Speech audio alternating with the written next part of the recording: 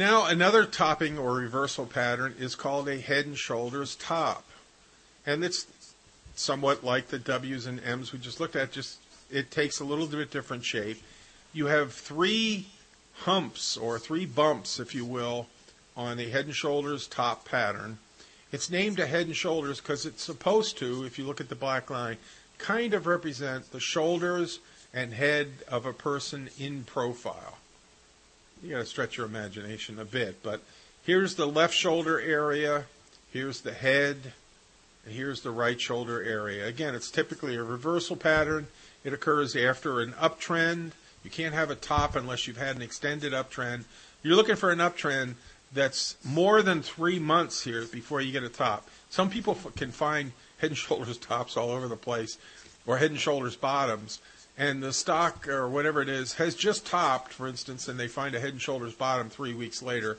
That's not the way these work. You got to be in a trend for months before you get into a head and shoulders top or head and shoulders bottom. So it's typically you're in an uptrend for a long period of time. You get a left shoulder, then a higher head bounce, then a right shoulder that's somewhat symmetrical with the left in terms of the height.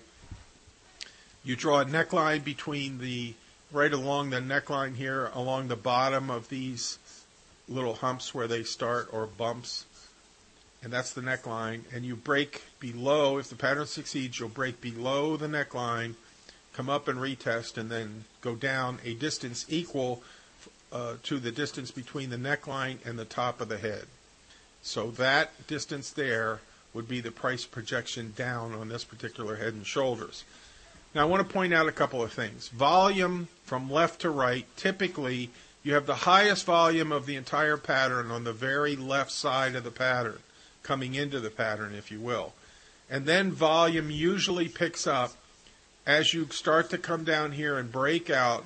You come back for the retest, and then volume really picks up on the neckline. You want to see it move away from that neckline with volume. So that's the typical volume profile that you get. And you got to watch out for slope. This is a horizontally drawn head and shoulders.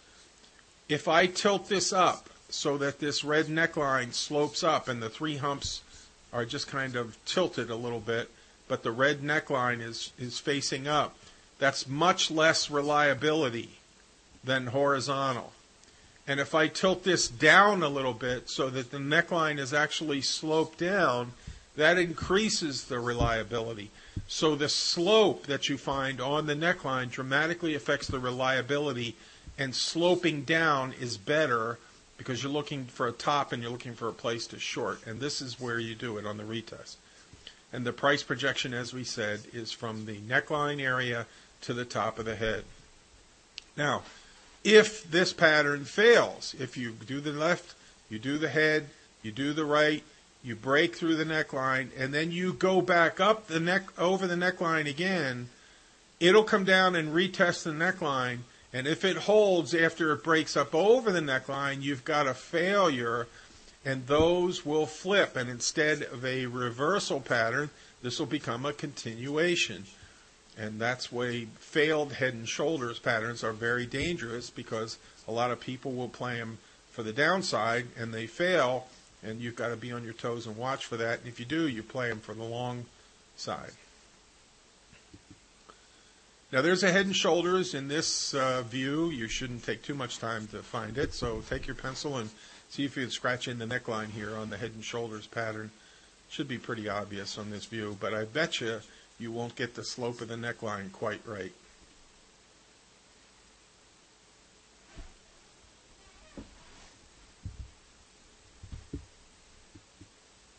Okay, here's the view B, and you'll see the neckline is sloped down here. Now, why is that?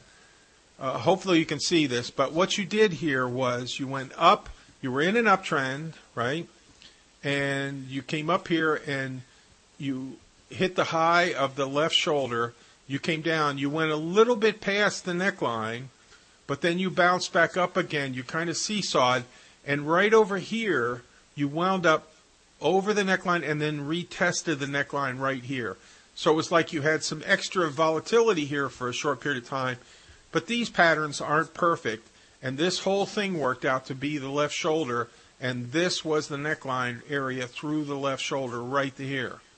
You then do the head, $9, came down to here, so the neckline now slopes like this, bounced up about the same distance on the right side as you were on the left side, okay, and you gapped below the neckline over here and just came back and just lightly touched this area, and this would have given you a $9 projection based on this, and that would have been from about 16 down to about 6 or 7, and you came back down to 6 as this one worked out. So you got the price projection that you expected. And here's the classic volume profile that I talked to you about, okay? The volume was highest at the beginning of the pattern, and it spiked up here. You can see a spike here in volume when you had the breakout, and then you can see some volume coming in as you were moving down here. But basically, the volume was highest as you come in from left to right and picked up here at the breakout area. So in closing, I want to talk to you about the Buffalo theory. If you remember the old show Cheers about the bar up in Boston, there was a character there named Cliffy Clavin and his buddy Norm. And Cliffy Clavin told this story of the Buffalo theory that I think you'll enjoy. And Cliff said, well, you see, Norm, it's like this. A herd of buffalo can only move as fast as the slowest buffalo. And when the herd is hunted, it's the slowest and weakest ones at the back that are killed first. Now, this natural selection is good for the herd as a whole because the general speed and health of the whole group keeps improving by the regular killing of the weakest members. In much the same way, the human brain can only operate as fast as the slowest brain cells. Now, as we all know, excessive intake of alcohol kills brain cells, but naturally it only attacks the slowest and weakest brain cells first. In this way, regular consumption of beer eliminates the weaker brain cells, making the brain a faster and more efficient machine. And that, Norm, is why you always feel smarter after a few beers.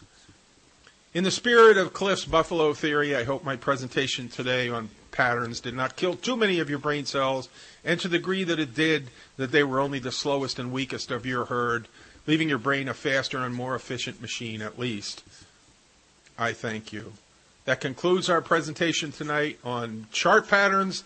I hope you enjoyed it. This has been great fun presenting this to you. It's been my honor to be your host, and come back to Tiger University for more fabulous learning in the future.